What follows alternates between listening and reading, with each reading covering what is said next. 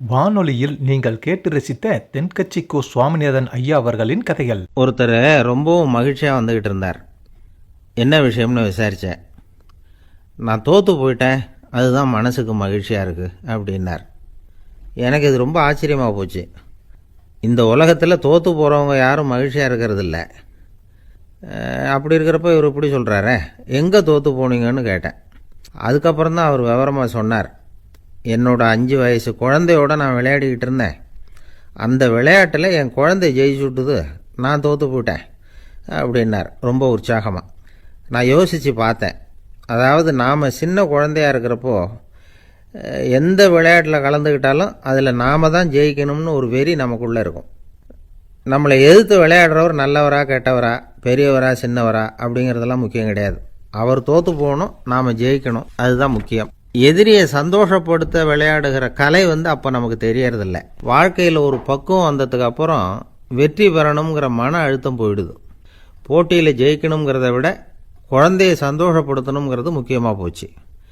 ஜெயிக்கணுங்கிற வெறி ஓடி போட்டுது. ஒரு குழந்தையாக இருந்தப்போ நம்ம வளர்ச்சிக்கு உதவிய வெறி பெரியவனானதுக்கு பிறகு நமக்கு எதிரியாக மாறுது. அதை சரியான சமயத்தில் நாம் புரிஞ்சுக்கிட்டோம்னா போதும், நாம் பொழைச்சிக்கலாம்.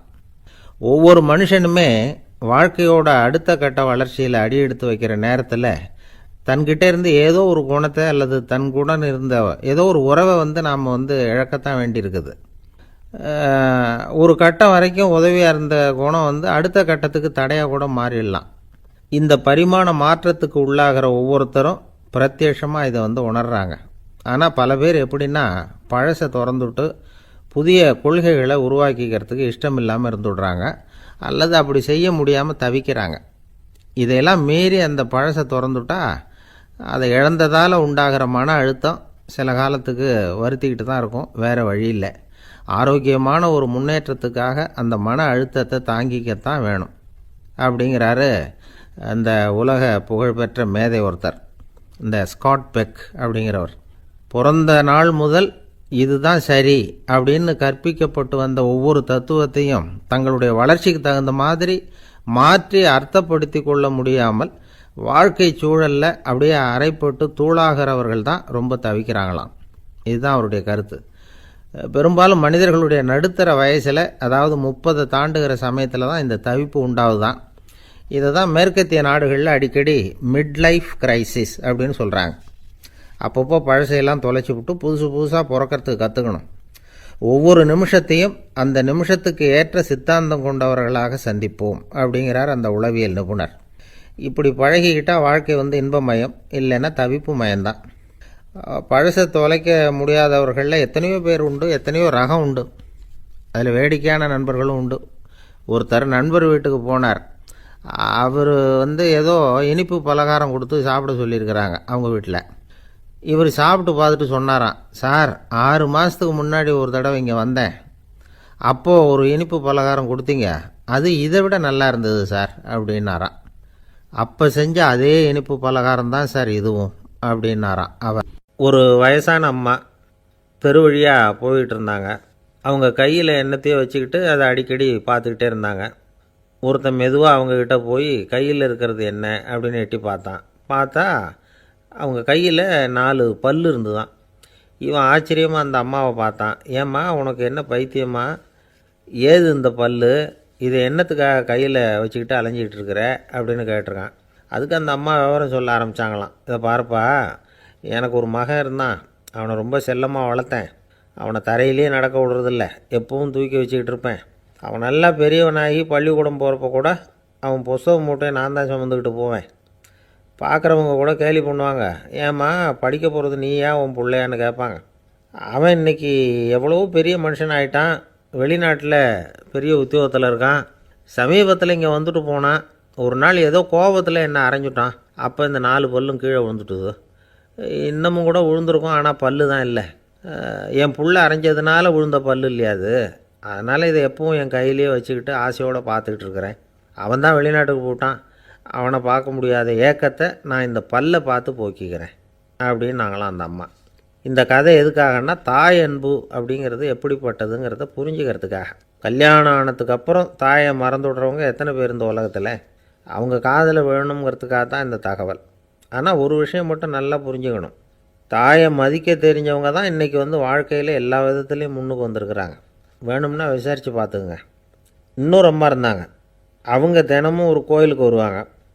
சாமியை பார்த்து, கடவுளே நான் இறந்து போனால் நரகத்துக்கு போகணும் அப்படின்னு வேண்டிக்குவாங்களாம். எல்லோரும் சொர்க்கத்துக்கு போகணும்னு தானே கடவுள்கிட்ட வேண்டிக்குவாங்க. இந்த அம்மா தினம் வந்து நான் நரகத்துக்கு போகணும் அப்படின்னு வேண்டிக்கிறாங்க. அங்கேருந்து அர்ச்சகருக்கு இது சந்தேகம். ஒரு நாள் அதை நேரடியாகவே அவங்கக்கிட்ட கேட்டுவிட்டார். அதுக்கு அந்த அம்மா பதில் சொன்னாங்களாம், ஐயா, எனக்கு கல்யாணம் ஆகி ரொம்ப நாள் வரைக்கும் குழந்த பாக்கியம் இல்லாமல் இருந்தது. கோயில் குளம் எல்லாம் சுற்றி வந்தேன். ரொம்ப நாள் கழித்து ஒரு குழந்த பிறந்தது, ஆண் குழந்தை. அவனை நான் ரொம்ப செல்லம் கொடுத்து வளர்த்தேன். அதோட விளைவு என்ன ஆச்சுன்னா, அவன் ரொம்ப மோசமாக ஆயிட்டான். கெட்ட பழக்க வழக்கம்லாம் கற்றுக்கிட்டான். அவன் இறந்து போனால் நிச்சயம் அவனுக்கு நரகம்தான் கிடைக்கும். அந்த அளவுக்கு கெட்டவன் அவன். அப்படிப்பட்ட காரியங்கள்லாம் பண்ணிகிட்ருக்கான், எனக்கு தெரியும். இவனுக்காக நரகத்தில் கூட யாரும் தயவு காட்ட மாட்டாங்க, தாட்சண்யம் காட்ட மாட்டாங்க. அதனால் இவனுக்கு முந்தி நான் இறந்து நரகத்துக்கு போயிட்டா அங்கே இவனை கவனிச்சிக்கலாமே, இவனுக்கு பணிவிடை செய்யலாமேன்னு பார்க்குறேன் அப்படின்னு நாங்களாம்.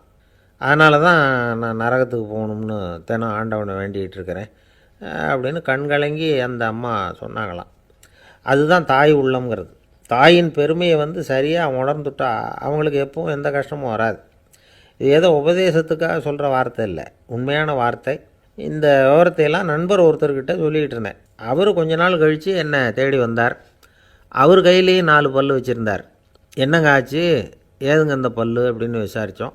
உங்கள் உபதேசத்தை கேட்டுவிட்டு இந்த உலகத்தில் எல்லாரையும் தாயாக நினைக்க ஆரம்பிச்சிட்டேன். ஒரு அம்மாவை கடத்தரில் பார்த்து தாயேன்னு கூப்பிட்டேன். அவங்க உடனே பலார்னு என்னை அரைஞ்சிட்டாங்க. பல் விழுந்துட்டுது. அதை தான் பொறுக்கி எடுத்துக்கிட்டு நேராக உங்களை தேடி வந்துக்கிட்டு இருக்கிறேன்னார். தாயேன்னு தானே கூப்பிட்டீங்க, அதுக்கு ஏன் அரைஞ்சாங்க அப்படின்னு கேட்டோம். நான் தாயேன்னு கூப்பிட்டது அவங்க காதில் நாயேன்னு விழுந்துட்டு தான், அதுதான் அப்படி ஆயிட்டுது அப்படின்னார். ஒரு காலத்தில் பிரஷ்யா அப்படின்னு ஒரு தேசம் இருந்தது. இப்போ ஜெர்மனி இருக்குல்ல, இதோட பெரும்பகுதி ஒரு காலத்தில் பிரஷ்யாங்கிற பேரில் இருந்தது. அப்போ அதுக்கு அரசராக இருந்தவர் மகா ஃப்ரெடரிக், அதாவது ஃப்ரெடரிக் தி கிரேட் அப்படின்னு சொல்லுவாங்க. அந்த ராஜாவுக்கு ஒரு சந்தேகம். நாம் பல வகையான வரிகளை விதித்து வசூல் பண்ணுறோம், அப்படி பண்ணி வருமானம் குறைஞ்சிக்கிட்டே போகுதே, இதுக்கு என்ன காரணமாக இருக்கும்? இதுதான் அவருக்கு ஏற்பட்ட சந்தேகம். ஒரு சமயம் அந்த அரசர் தம்முடைய அமைச்சர்களையும் பிரபுக்களையும் தளபதிகளையும் கூப்பிட்டு ஒரு விருந்து வச்சார். விருந்து முடிஞ்சதும் அவங்கள பார்த்து இந்த சந்தேகத்தை கேட்டார். வரிகள் அதிகமாக விதித்து வருமானம் குறையறதுக்கு என்ன காரணம் அப்படின்னு கேட்டார். பல பேருக்கு இதுக்கு சரியாக பதில் சொல்ல தெரியல. அனுபவசாலியான ஒரு தளபதி எழுந்திரிச்சார். அரசே, அது எப்படிங்கிறத இப்போ உங்களுக்கு காட்டுறேன்னார். உடனே ஒரு பெரிய பனிக்கட்டி ஒன்றை தன்னுடைய கையில் எடுத்தார். அதை அப்படியும் எப்படியும் திருப்பி பார்த்தார். அப்புறம் அடுத்தவர்கிட்ட கொடுத்தார். அவரும் அதை அப்படியும் இப்படியும் திருப்பி பார்த்துட்டு அடுத்தபடியாக இருந்தவர்கிட்ட கொடுத்தார். இப்படியே இதை ஒவ்வொருத்தராக பார்த்துட்டு ஒவ்வொரு கையாக மாறி கடைசியில் மன்னர் கைக்கு போய் சேர்ந்தது. மன்னர் கைக்கு அந்த பனிக்கட்டி போய் சேர்ந்தப்போ அது கொஞ்சம் கொஞ்சமாக உருகி ஒரு பட்டாணி கடலை சைஸுக்கு ஆகிட்டுது. மன்னர் யோசனை பண்ணார், வரி அதிகமாக போட்டாலும் வந்து சேர்றது குறைவாக இருக்கிறதுக்கு என்ன காரணம் அப்படிங்கிறது அவருக்கு புரிஞ்சு போச்சு. காலம்தான் மாறிக்கிட்டு இருக்கே தவிர இந்த கையூட்டு வாங்குகிற பழக்கம் மாறினதாக தெரியல. இன்னொரு ராஜா இருந்தார். அவர் தன்னுடைய ராஜாங்கத்தில் லஞ்ச ஊழலே சுத்தமாக இருக்கக்கூடாது அப்படின்னு நினச்சார். அவர்கிட்ட பல்வேறு துறைகளுக்கும் பொறுப்பாக இருந்த பல பேரும் ரொம்ப சுத்தமாகவும் நேர்மையாகவும் இருந்தாங்க. ஒரே ஒருத்தர் மட்டும் எல்லார்கிட்டையும் லஞ்சம் வாங்கிட்டே இருந்தார். அவரை வேறு வேறு துறைகளுக்கு மாற்றி பார்த்தாரு. அந்த ராஜா என்னென்னமோ பண்ணி பார்க்குறாரு. எந்த வேலையை கொடுத்தாலும் அதுலேயும் லஞ்சம் வாங்கிறதுக்கு ஒரு வழியை உண்டு பண்ணிக்குவார் அந்த ஆள். ராஜாவுக்கு இது ஒரு பெரிய தலைவலியாக போட்டுது. இவர் என்ன பண்ணுறது, இவருக்கு என்ன வேலையை கொடுக்கறது, கொஞ்சம் கூட லஞ்சம் வாங்கிறதுக்கு சான்ஸே இல்லாத ஒரு வேலையை கொடுக்கணும் அப்படின்னு திட்டம் போட்டார்.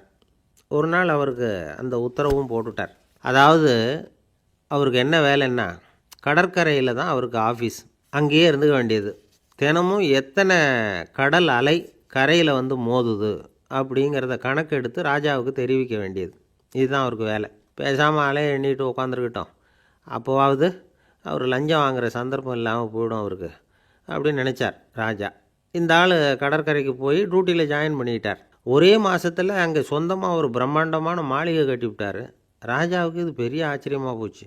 அலையை என்ற வேலையில் அந்த ஆள் எப்படி பணம் சம்பாதிச்சார் அப்படின்னு விசாரித்து பார்த்தார் அக்கம் பக்கத்தில். அந்த ஆள் என்ன பண்ணியிருக்கிறாருன்னா, கடற்கரையில் போய் பொறுப்பை ஏற்றுக்கிட்ட உடனே அங்கே இருந்த மீனவர்கள்கிட்ட எல்லாம் இந்த கரையில் வந்து ஒரு நாளில் வந்து மோதுகிற அலைகள் எத்தனை அப்படின்னு கேட்டிருக்காரு. அது எப்படிங்க தெரியும்னு இருக்காங்க அவங்க. தினமும் அந்த எண்ணிக்கை தெரியணும். நம்ம ராஜாவுக்கு தினமும் அறிக்கை அனுப்பணும், டெய்லி ரிப்போர்ட்டு.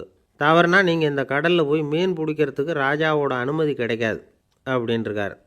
உடனே மீனவர்கள்லாம் பயந்து போட்டாங்க. கடலுக்கு போகிறதுக்கு அனுமதி இல்லைன்னா பட்டினி கிடக்கிறது மாதிரி ஆகிடுமே. மெதுவாக அந்த ஆளுகிட்ட போனாங்க, காதோட காதாக சொன்னாங்க, ஐயா எங்களால் வந்து கடல் அலையை வந்து எண்ண முடியாது. தினமும் எங்களால் முடிஞ்சதை உங்களுக்கு பணமாக கொடுத்துட்றோம். நீங்கள் தான் ராஜா கிட்ட சிபாரிசு பண்ணி நாங்கள் தொடர்ந்து மீன் பிடிக்கிறதுக்கு அனுமதி வாங்கி கொடுக்கணும் அப்படின்னு வேண்டிக்கிட்டாங்க.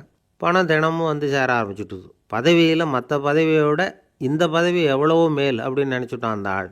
அது மட்டும் இல்லை, தயவு பண்ணி என்னை இந்த இடத்த விட்டு மாற்றிவிடாதீங்க சார் அப்படின்னு வேற கேட்க ஆரம்பிச்சிட்டானான். ஒரு ஊரில் ஒரு இளைஞன் இருந்தான். ஒரு நாள் அவன் ஒரு குருவை தேடிக்கிட்டு புறப்பட்டான்.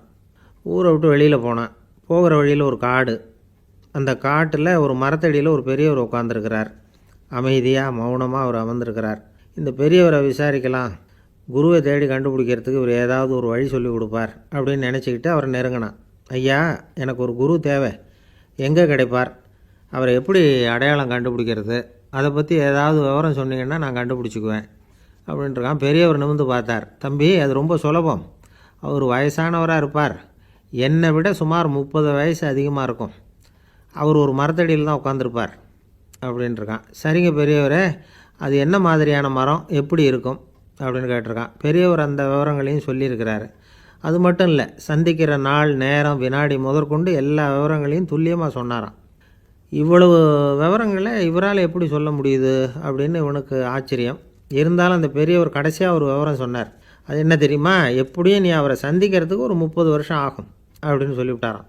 ரொம்ப நன்றிங்க பெரியவரே அப்படின்னு சொல்லிவிட்டு அந்த இளைஞன் புறப்பட்டுருக்கான். இப்போ அவனுக்கு குரு பற்றின விவரம் எல்லாம் கிடச்சிட்டுது, சந்திக்கிற நேரமும் தெரிஞ்சுட்டுது. ஆனால் 30 வருஷம் அவரை தேடி அலைய வேண்டியிருக்குமே. அவன் தேட ஆரம்பித்தான். காடு மலை எல்லாம் சுற்றி அலைஞ்சான். பல வருஷங்கள் தேடினான், அழுத்து போயிட்டான். கடைசியில் அவனுக்கும் வயசாகிட்டுது.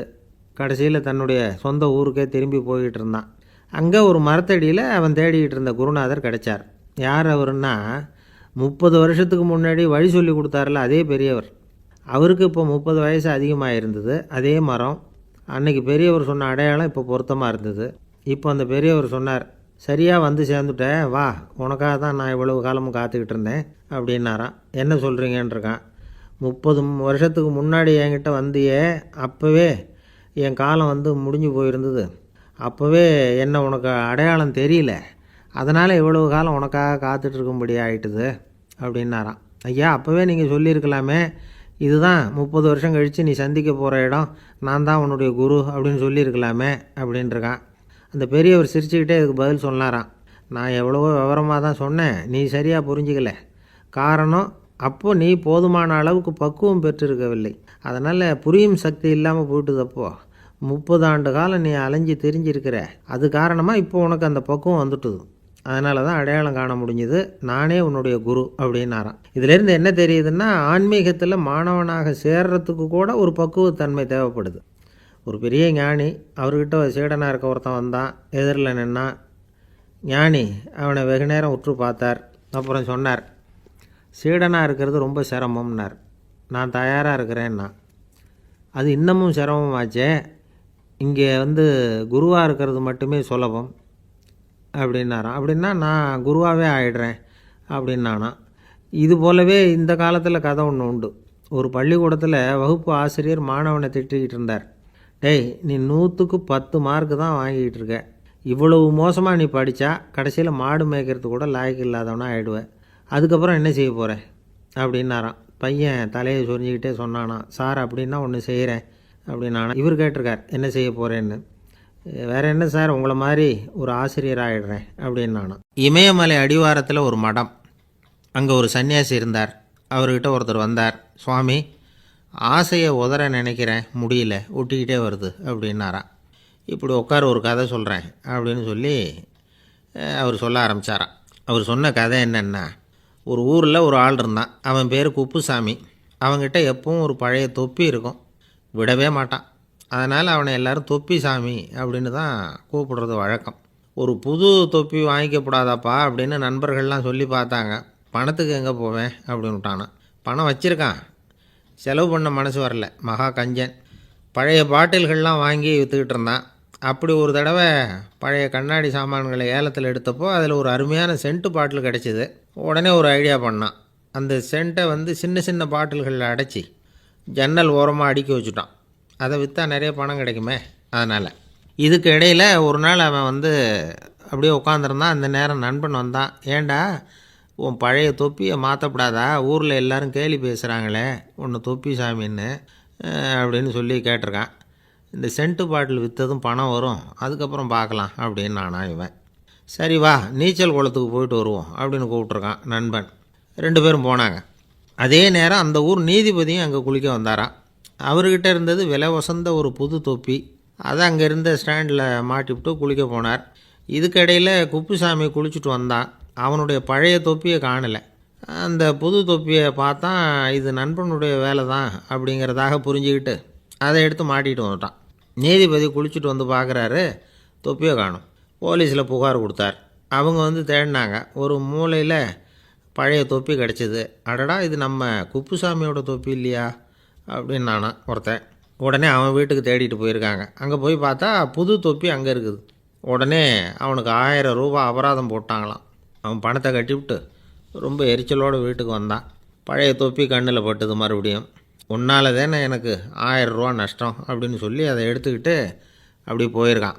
அந்த ஊர் குளத்தில் வீசி எரிஞ்சிட்டு வந்துட்டான். அது மீன் பிடிக்கிற ஒருத்தன் கையில் சிக்கிச்சு. அவன் வர்ற வழியில் அதை எடுத்து வேகமாக வீசி எறிஞ்சான். அது நேராக குப்புசாமி வீட்டு ஜன்னல் வழியாக உள்ளே வந்து இந்த சென்ட்டு பாட்டில்கள் மேலே விழுந்து எல்லாம் உடஞ்சி நொறுங்கி போச்சு. குப்புசாமி பார்த்தான். தோட்டத்தில் ஆழமாக ஒரு குழியை வெட்டினான். அந்த தொப்பியை போட்டான், மூடிவிட்டான். இதை அடுத்த வீட்டுக்காரன் பார்த்தான். ஏதோ புதையல் தான் வச்சுருக்கான் போல இருக்குன்னு நினச்சான். போலீஸில் போய் புகார் கொடுத்துட்டான்.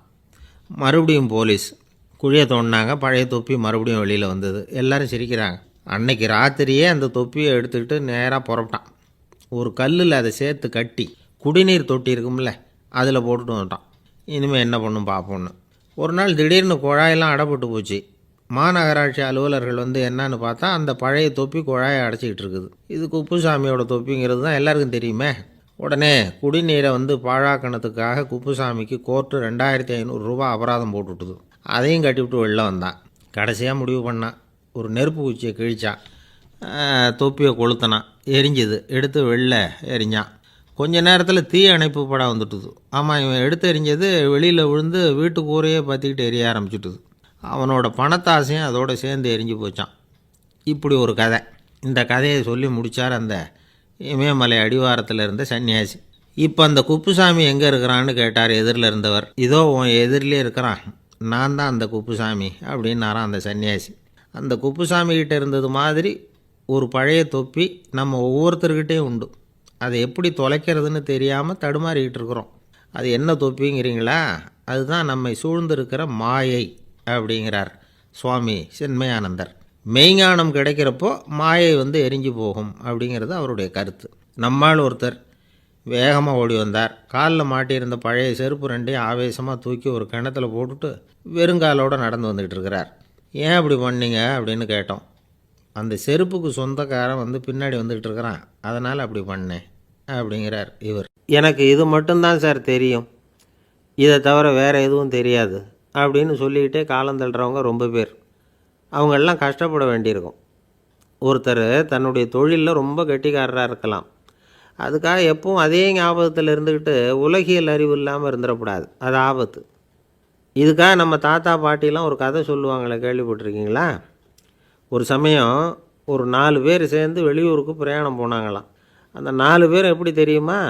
ஒருத்தர் வந்து வேதாந்தி, இன்னொருத்தர் சங்கீத வித்வான், 3வது ஆள் வைத்தியர், 4வது ஆள் ஜோசியர். இவங்க 4 பேரும் நண்பர்கள். அதனால் சேர்ந்து புறப்பட்டாங்க. வழியில் ஒரு ஊரில் தங்கினாங்க. இருட்டி போச்சு. அதனால் இன்றைக்கி ராத்திரி இங்கேயே தங்கி இருந்துட்டு நாளைக்கு புறப்படலாம் அப்படின்னு தீர்மானம் பண்ணாங்க. சாப்பாட்டுக்கு என்ன பண்ணுறது? அங்கேயே கடத்தெருவுக்கு போய் சாமான்லாம் வாங்கியாந்து சமைச்சு சாப்பிட்லாம்னு முடிவு பண்ணாங்க. 4 பேர் இருக்கிறதுனால ஆளுக்கு ஒரு காரியமாக செய்யலாம் அப்படின்னு வேலையை பிரிச்சுக்கிட்டாங்க.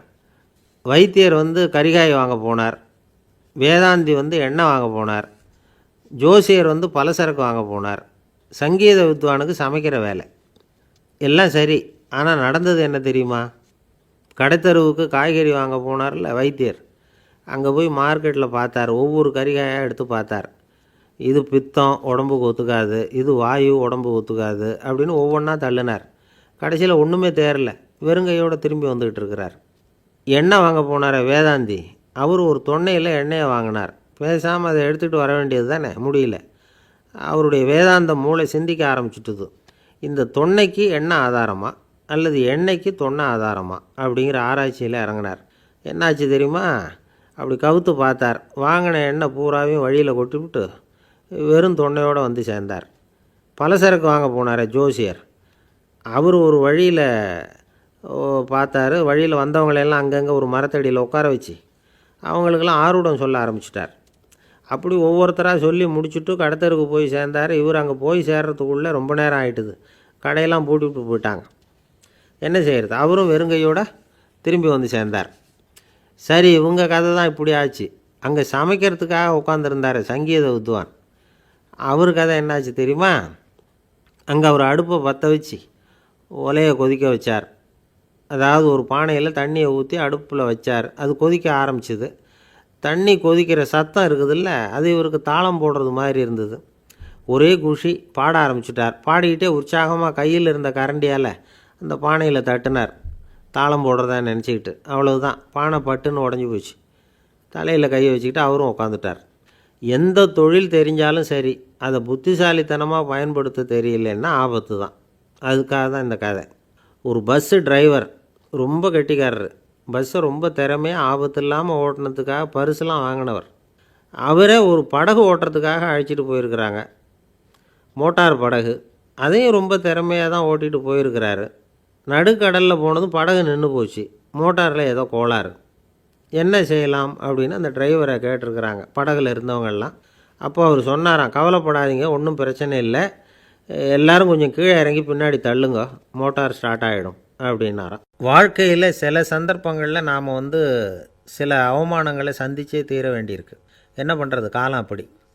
அவமானப்படுறவங்க உடனே அடங்கி போய்டுறது தான் உலக வழக்கம். அவமானப்பட்டால் உடனே சீறி எழறவங்களும் உண்டு. ஆனால் அதையே ஒரு சவாலாக எடுத்துக்கிட்டு முன்னுக்கு வர்றவங்களும் சில பேர் இருக்கிறாங்க.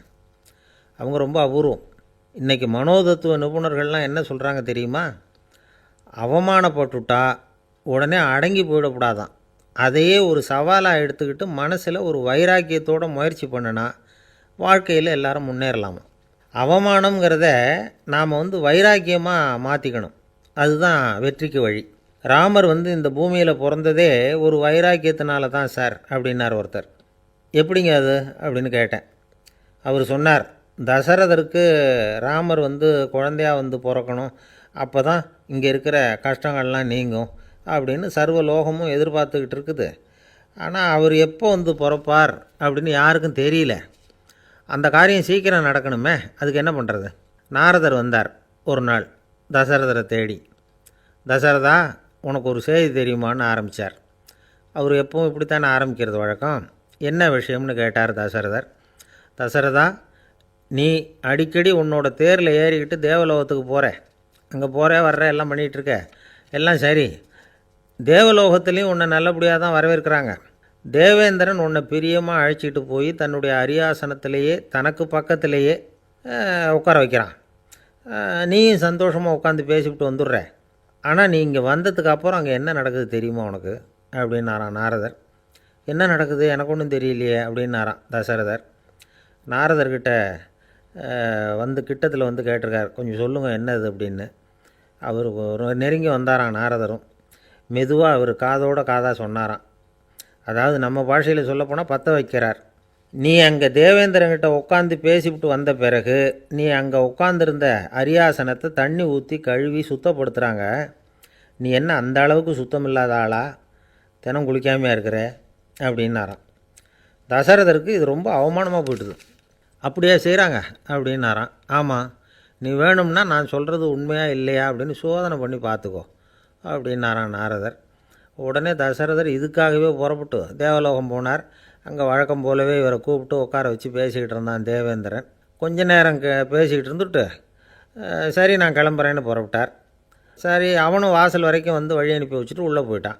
தசரதர் வெளியில் கொஞ்ச நேரம் மறைஞ்சி இருந்துட்டு மெதுவாக உள்ளே எட்டி பார்த்தார் என்ன நடக்குதுன்னு. நாரதர் சொன்னது உண்மைதான். தசரதர் உட்காந்துருந்த ஆசனத்தை அங்கே 2 தேவர்கள் கழுவி சுத்தப்படுத்திக்கிட்டு இருக்கிறாங்க. தசரதரால் இதை தாங்கிக்க முடியல. அவருக்கு ரொம்ப அவமானமாக போச்சு. நேராக கிடுகிடுன்னு தேவேந்திரங்கிட்டே போனார். நான் உட்காந்துருந்த இருக்கையை சுத்தம் பண்ணுறியே, நான் என்ன அந்த அளவுக்கு பாவியா அப்படின்னு கேட்டார். ரொம்ப கோபமாக கேட்டார். தசரதரே, மனுஷனுக்கு 3 கடன்கள் உண்டு. தேவ கடன், ரிஷி கடன், பித்ரு கடன். இதை தீர்க்காதவன் பாவியாகிறான். இதில் மகனை பெறுவதால் தான் பித்ரு கடன் தீரும். உனக்கு மகன் கிடையாது, அதனால் நீ பாவியாகிற. பாவி உட்காந்துருந்த இடம்ங்கிறதுனால அதை சுத்தம் செய்ய வேண்டியது எங்கள் கடமை அப்படின்னு நானும் தேவேந்திரன். இந்த இடத்துல தசரதருக்கு ஏற்பட்ட அவமானம் ஒரு வைராக்கியமாக மாறிச்சு. தேவேந்திரனே கேட்டுக்கோ, ஒரு மகனை பெற்ற பிறகு தான் இந்த சபையில் மறுபடியும் அடி எடுத்து வைப்பேன் அப்படின்னு சொல்லிவிட்டு போயிட்டாராம். போய் புத்திர காமேஷ்டி யாகம் பண்ணார். புத்திரர்கள் பிறந்தார்கள். இந்த கதையில் உள்ள கருத்து என்னென்னா, தேவேந்திரன் தசரதரை அப்படி அவமானப்படுத்தலைன்னா அவருக்கு இப்படி ஒரு வைராக்கியம் பிறந்திருக்குமா? யோசித்து பார்க்கணும். நமக்கு ஏற்படுகிற சில அவமானங்களையும் வைராக்கியமாக மாற்றிக்குவோம். அப்படி மாற்றிக்கிட்டோம்னா வாழ்க்கையில் முன்னேறலாம். நம்ம ஆளுங்க சில பேர் அவமானத்தை வைராக்கியமாக மாற்றிக்கிறது எப்படி தெரியுமா? நம்மக்கிட்ட ஒரு பையன் சொன்னான், எங்கள் அப்பா என்னை எல்லாருக்கும் முன்னாடி வச்சு திட்டிவிட்டார், பொறுப்பு இல்லாமல் ஊர் சுற்றுறேன்னு சொல்லி அவமானப்படுத்தி விட்டார். இனிமேல் நீ என் முகத்திலேயே முழிக்காதரா போடான்னு வேற சொல்லிவிட்டார். எனக்கு ரோஷம் வந்துட்டுது. அந்த அவமானத்தை வைராக்கியமாக மாற்றிக்கிட்டேன். அன்னையிலேருந்து அவர் முகத்திலேயே முழிக்கிறது இல்லை அப்படின்னா. அப்படியான்னு கேட்டோம். ஆமாங்க, அவர் வீட்டில் இல்லாத நேரமாக பார்த்து உள்ளே சமையல் கட்டுக்கு போய் சாப்பிட்டுட்டு நைஸாக வெளியில் வந்துடுவேன் அப்படிங்கிறான் அவன். காசியில் இருக்கிற கடவுள் காசி விஸ்வநாதர், அங்கே இருக்கிற தேவி காசி விசாலாட்சி. இவங்க 2 பேரும் ஒரு நாள் பேசிக்கிட்டு இருந்தப்போ கடவுள் சொன்னார், இந்த மனிதர்களை நாம் ரொம்பவும் நம்பிக்கையோடு தான் படைச்சிருக்கிறோம். இருந்தாலும் அவங்களுக்கு தான் நம்பிக்கை இல்லை, எதுலேயும் ஒரு உண்மையான நம்பிக்கை இல்லாமல் வாழ்ந்துக்கிட்டு இருக்கிறாங்க அப்படின்னார். என்ன அப்படி சொல்கிறீங்க?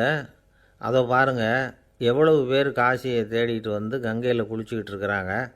அவங்களெலாம் நம்பிக்கை இல்லைன்னா இவ்வளவு தூரம் தேடிட்டு இங்கே குளிப்பாங்களா அப்படின்னு நாங்கள் தேவி. சரி, அதை சோதித்து பார்க்கலாம் அப்படின்னு 2 பேரும் முடிவு பண்ணிக்கிட்டாங்க. உடனே ஒரு திட்டம் போட்டாங்க.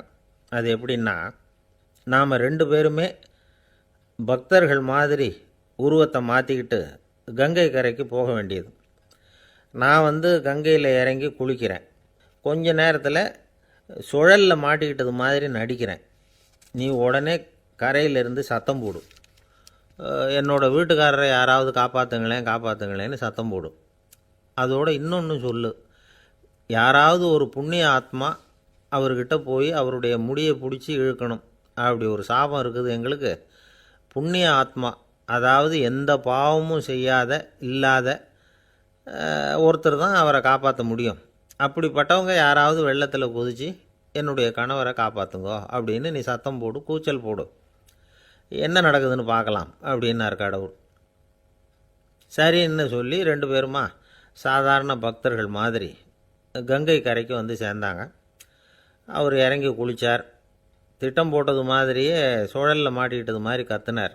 கரையில் இருந்த அந்த அம்மா, ஐயோ என் கணவரை காப்பாற்றுங்களேன், யாராவது காப்பாற்றுங்களேன்னு கத்துனாங்க. பல பேர் ஓடி வந்தாங்க. உடனே இவங்க, பாவம் இல்லாத புண்ணிய ஆத்மா ஒருத்தரால் தான் என்னுடைய கணவர் காப்பாற்றப்படணுங்கிறது விதி, அப்படி ஒரு சாபம் இருக்குது, அதனால் புண்ணிய ஆத்மா யாராவது அவர்கிட்ட போய் அவர் முடியை பிடிச்சி தூக்குனா அவரை காப்பாற்றி கொள்ளலாம் அப்படின்னாங்க. இவங்க இப்படி சொன்னதும் எல்லோரும் திகைச்சு போய் நின்றுட்டாங்க. ஒவ்வொருத்தருக்கும் அவங்க செஞ்ச பாவம்லாம் ஒவ்வொன்றா ஞாபகத்துக்கு வர ஆரம்பிச்சுட்டுது. சரி, இதுக்கு நாம் லாயக்கு இல்லை அப்படின்னு சொல்லி ஒதுங்கி போக ஆரம்பிச்சிட்டாங்க எல்லாம். இந்த சமயத்தில் யாரோ ஒருத்தர் வேகமாக ஓடி வந்தார். ஆற்றுல குதித்தார். அவர்கிட்ட போனார், முடியை பிடிச்சார், தூக்குனார், அவரை காப்பாற்றி கரைக்கு கொண்டுட்டு வந்துட்டார். அப்படி காப்பாற்றின அந்த ஆளை இவங்க 2 பேரும் தனியாக கூப்பிட்டுக்கிட்டு ஒரு மண்டபத்துக்கு வந்துட்டாங்க. விசாரிக்கிறாங்க. நீ யாரப்பா அப்படின்னு கேட்குறாங்க. ஏதும் தெரியாத மாதிரி. நான் இந்த ஊர் அன்ன சத்திரத்தில் வேலை செய்கிற ஒரு சமையல்காரன் அப்படிங்கிறார். நீ கங்கையில் குளிக்கிறது உண்டான்னு கேட்டிருக்காங்க. நான் இந்த ஊர்லேயே தான் இருக்கிறேன், இருந்தாலும் தினமும் கங்கையில் குளிக்கிறது இல்லை, எப்போவாவது ஒரு நாள் அங்கே குளிப்பேன் அப்படின்னார். கங்கையில் மூழ்கி எழுந்திரிச்சா பாவம்லாம் தொலையும்னு சொல்கிறாங்க. அப்படி இருக்கிறப்போ அங்கே இன்றைக்கி கங்கையில் குளிச்சுக்கிட்டு இருக்கிறவங்கெல்லாம் தங்களை புண்ணிய ஆத்மாவா நினைக்கல. கங்கையில் குளிக்காத நீ உன்னை புண்ணிய ஆத்மாவா நினச்சி என்னை காப்பாற்ற வந்திருக்கிற, அது எப்படி அப்படின்னு கேட்டார். அதுக்கு அந்த ஆள் சொல்கிறான், கங்கையில் குதித்ததுக்கு அப்புறம் தானே உங்களை காப்பாற்ற போகிறோம். அப்படி குதிக்கும் பொழுது என்னுடைய பாவம்லாம் போயிருக்கும்ல, நான் புண்ணிய ஆத்மாவாக ஆயிருப்பேனே, அதனால தான் துணிஞ்சு உங்களை காப்பாற்றினேன் அப்படின்னா. கடவுளும் தேவியும் அவனுக்கு காட்சி கொடுத்தாங்களாம். இப்படி ஒரு கதை உண்டு. அதாவது கங்கையில் குளிச்சுக்கிட்டு இருக்கிறவங்களுக்கே தங்களுடைய பாவம் போகுங்கிற நம்பிக்கை பரிபூர்ணமாக இல்லை. குளிக்காத ஒருத்தனுக்கு அந்த நம்பிக்கை இருந்தது. அதனால் அவனால் கடவுளை பார்க்க முடிஞ்சது. கடவுளை நாமளும் பார்க்க முடியுமா முடியாதா அப்படிங்கிற குழப்பம்லாம் நமக்கு வேண்டியதில்லை.